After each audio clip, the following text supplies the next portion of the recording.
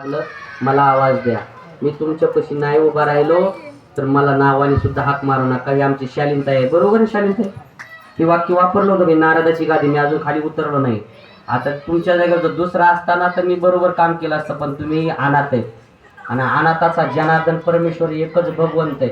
अशा लोकांमध्ये देव असतो. म्हणून मी तुमचं वर्णन केलं, मी तुमची निंदा केली नाही, नालायकी करणार नाही. मी त्यातला माणूस पण नाही.